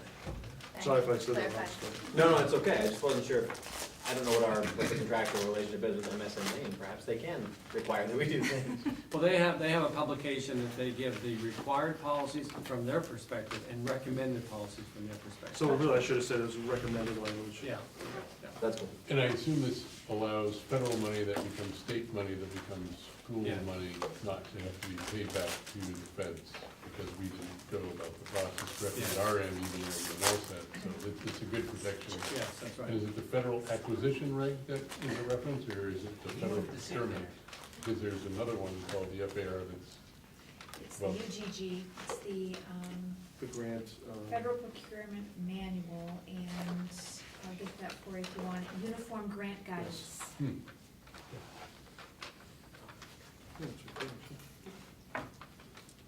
the regulation, we have been careful, I think, in many cases of identifying potential conflicts and Mhm.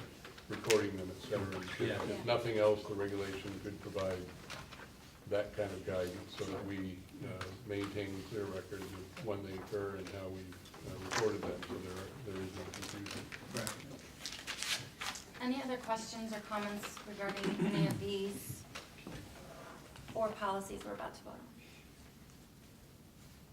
Okay, all those in favor of first reading? Okay, thank you. There's one more, the regulation, John. Right, so, we discussed it at the policy, committee regarding, changing, BDE, the bylaws of the board of directors, and the big change would be, going to one board meeting a month. So moved. Did you want to sign up with your I couldn't beat you on that. No. We have a motion, we were gonna offer a discussion first, but that's fine, we can do that after if there's a second on the floor. Second. Okay.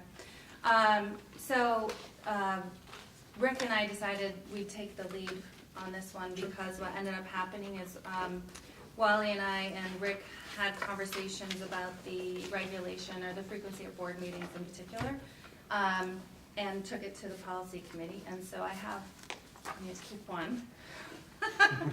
I have these. Basically, these are kind of the talking points that we talked about during the policy committee meeting, and I thought it would be helpful to kind of go through these and then open it up for discussion. And then, Rick, do you want to hand those out too? Because Yes, I I do do. reference that. Yes.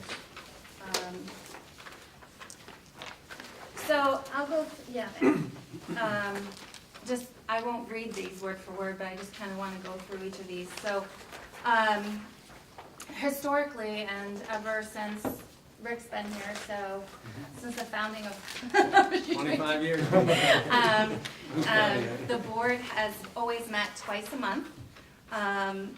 We have continued to evolve as a board, and the structure has really become a heavy focus on subcommittee work and activity, and that's really, I think, where a lot of the meat and the energy around where we're going and headed as a district is taking place at that subcommittee level. And we feel that by decreasing the number of board meetings to once a month, we're hoping that more board members will be more active in that subcommittee work, where really the heart of our conversations are taking place. So we're seeing that this movement, if approved, to one meeting a month will really fit the evolution of the structure of our board. It also, to be quite frank, will help with board retention and recruitment. As we're looking for new board members, we have fantastic and committed community members who would love to join the board, but every time they ask, what's the commitment? They quickly back off, and I can't say that, if somebody had been honest with me when I initially ran 3 years ago, I can't say I would have, but, once you're in because you're committed, but it is hard to make that initial commitment and stay. The other thing is that, as outlined in policy, in November, December, Rick and I will be selecting the membership for our subcommittees. We have, look on our agenda, quite a few subcommittees, and we have some board members who are on more than 2, which is outlined in our subcommittee policy. So Rick and I are going to be looking at that in December and really trying to restrict formal subcommittee membership to 2 subcommittees. That does not mean that you can't be active or in other subcommittees, but that means you would not be a voting member. Now, there might be some variances because some of our subcommittees meet so infrequently, such as the Education Foundation or the Sprice. So there are some exceptions that you may find yourself on 3. But the reason that we would like to really go back to what our policy is saying, which is that 2, is because we really want our board members to be active and engaged at the subcommittee level. And we think that by kind of helping to manage the commitment we're all making, that can happen. Rick did an audit, an informal audit of the surrounding schools, which is the other document that we handed out, and he did 13 schools, RSU22 is on the list. And as you can see, 10 meets once a month, 3, that includes us, meets twice a month. And then you'll see on the right column who has subcommittees and who does not have subcommittees. I think this is pretty telling in terms of the time commitment of boards across the region. The number of meetings each month is not only a commitment of board members, but it's also a commitment of our school personnel, our admin and staff, and they are often at all the same meetings that we are at. They're at more because I'm not on any committees anymore. They're only on 2 or 3 committees, and these administrators are coming to almost every subcommittee meeting. So we're trying to figure out how we can do this work more efficiently and kind of give all of us some balance. In prior years, board members were hesitant to consider a move to 1 meeting per month because board meetings were a way for us to engage and share information with the community. And I think we've come a long way, particularly with our Community Relations Committee, to improve our transparency, both online and through other channels of communication. And so I think this is less of a concern than it would have been probably even 2 years ago.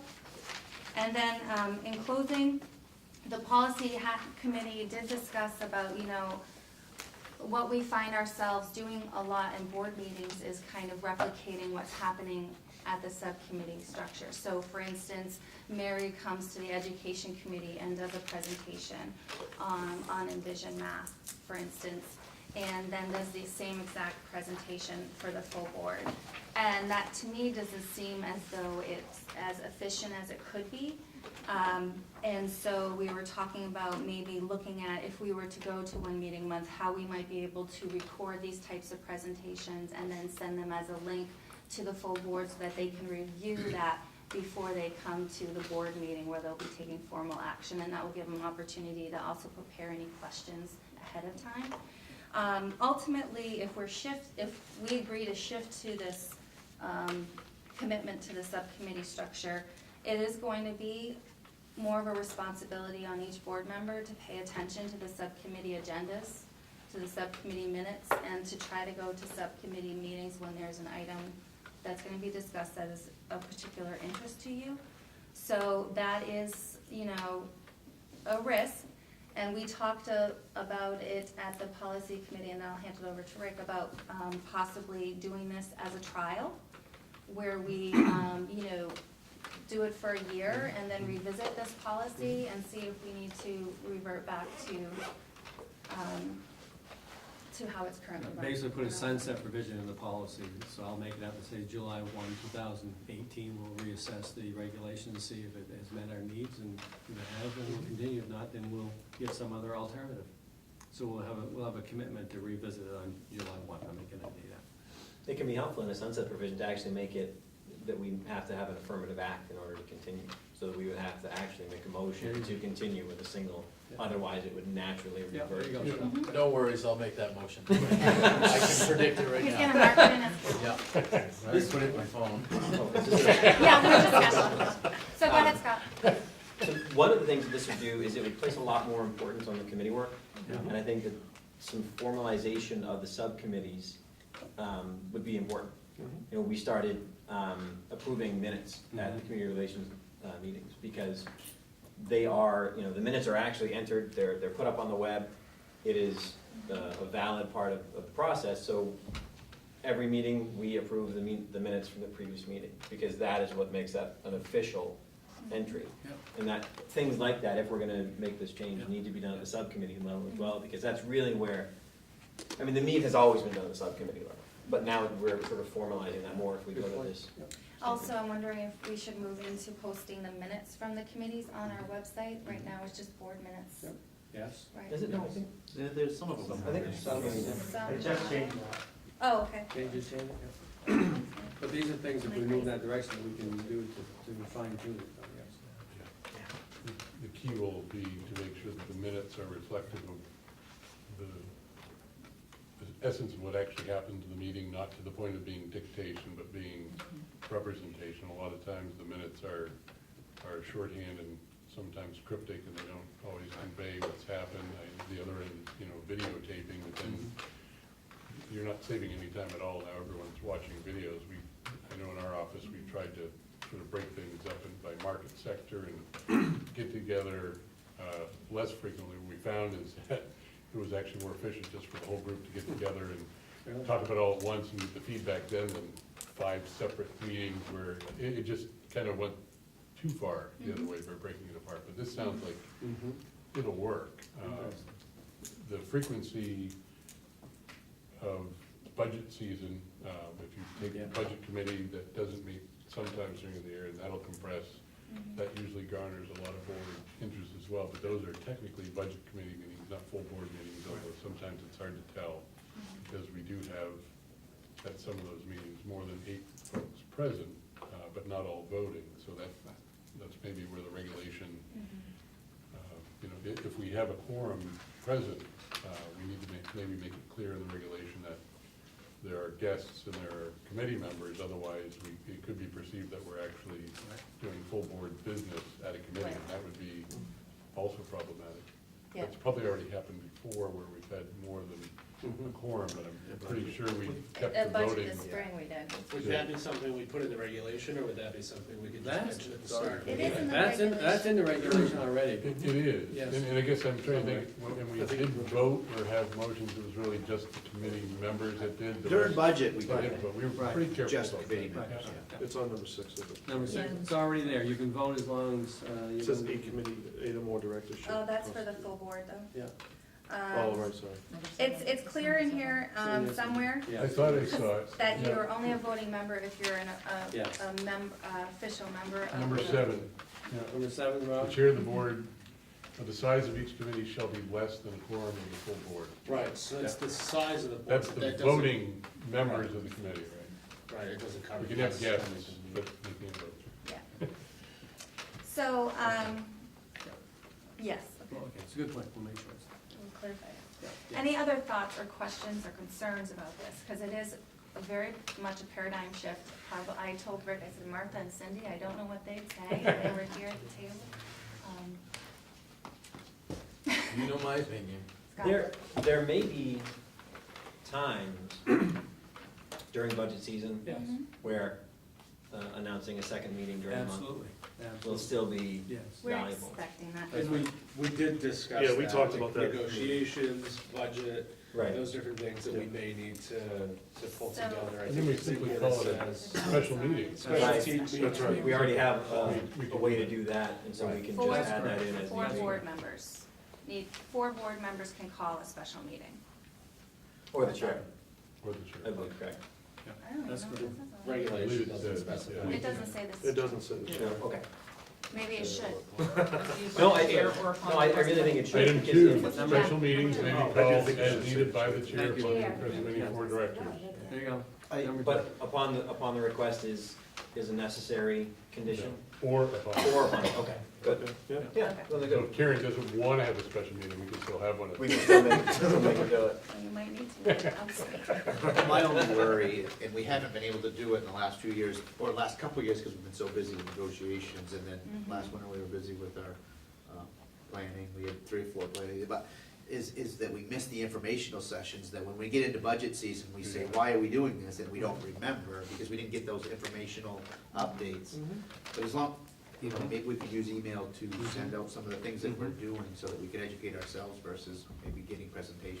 And I was thinking about that in preparation for tonight, keep playing off that, Regan and I haven't discussed this yet, but maybe Regan and I could do like a every other week publication you folks would do, what you just said, keep you abreast of those things and make sure that everyone is in the loop, so we could coordinate some effort with that as well, to supplement that. Well, I can't help but notice when I look at this list that when you look at school achievement in general terms, I look at those that are meeting more often, and they seem to show up on the list that maybe have a different attainment status and some of the things. I don't know if it's due to more interaction with staff and community than others that are less so. I mean, I'm sure at the extreme of that example, the lack of interaction is actually a reflection of the lack of interest, but here it's the workload that's the issue.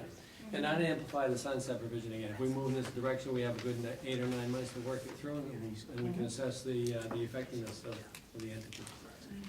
Excuse me. The updates you were talking about, they could be posted Yes. on Facebook and the webpage, just the same way we're talking about posting the. So if you take my agenda notes and amplify this to be a weekly update or something, because the agenda notes are intended to give the board member the roadmap to the background of the agenda. Right. So if you take that plus the monthly publication from our principals, then we, Right. That would need to be posted.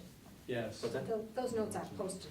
Those notes are right not, there no, are they're Right, not. so But what you're saying, if they- I was trying to they're take the, posted. I can take and replicate the theme here, the intent, what Right. people are saying, yeah. Right. Thank When you. you said it was posted, I'm No, no, thinking- no. Yeah, no, because that includes personnel stuff. Oh, okay. No, that does not get posted. Okay. Great. Any other thoughts or questions before we vote on this one? Karen, did we, I think I might, we talked about this, I think, somewhere. If we did this, the risk, of course, well, no, the risk is that our board meetings then would probably run longer. So do we have to change the cutoff time from 9:30 to, or is that something we can just do at the board meeting like we do now? Well, we could extend. There we go, Sam. I would say maybe we try it for a few, Yeah. and then if we need to look at, I think it's policy BD, Yes. Yes. we can update that. Yep. That would be my suggestion. I think, too, with this, we discussed after we look at the regulation, the policy committee can go back, and I think we're gonna look at the list of committees to make sure that it accurately reflects all of the standing committees that we currently have, Yes. as it does not at this point in time. Yes. Great. All of those in favor of the first reading? Correct. Thank you. Thank you. Okay. Don't mind Old business, schedule a school board meeting. So in a similar theme, based on what we discussed before, we'd like to go to various schools. I've offered to you tonight that our next meeting, actually we'll stay with the second meeting in November until we ratify the second reading of the regulation, but right now we'll meet at Smith School for the second meeting in November. Then if we adopt the regulation, we'll modify that thereafter. So that gets us out to the 6 schools, 5 schools actually, if you will, based on that schedule.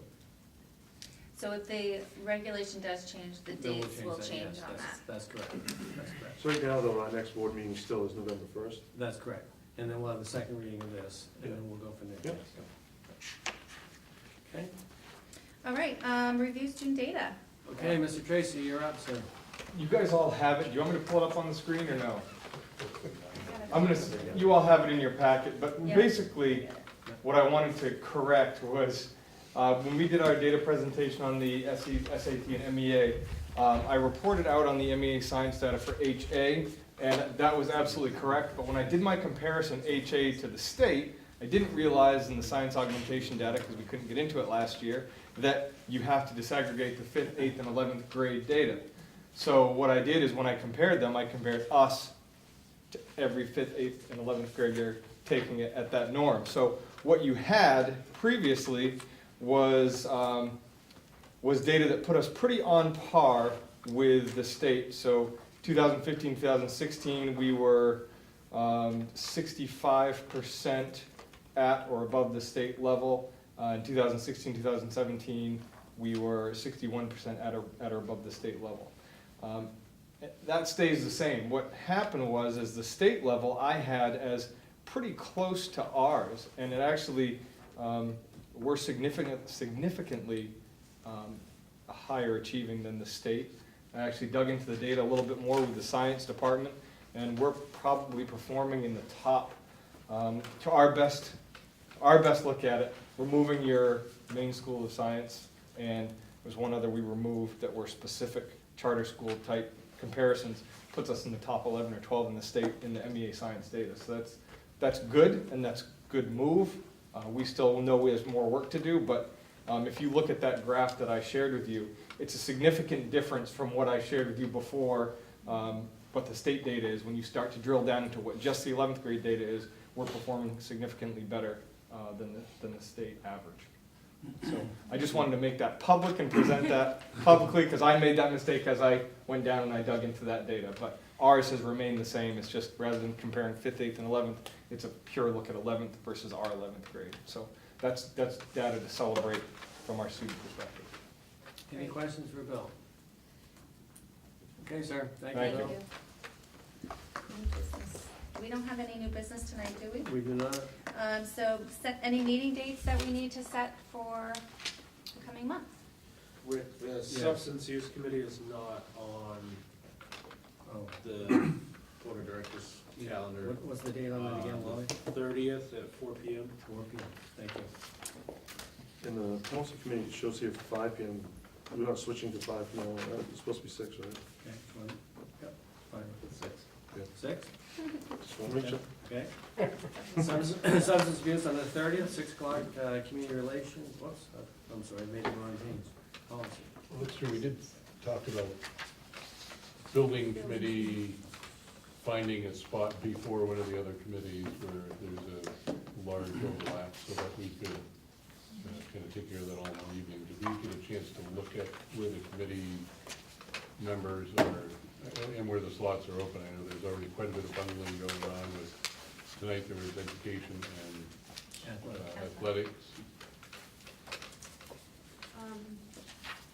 I think one thing we could consider is that the second Wednesday of the month, if that continues, would be a slot That's not opposite a of bad idea. Education Committee. We'll take the first slot, the first available open slot if it becomes available. Okay. On the second reading, So you want to go with the 8th?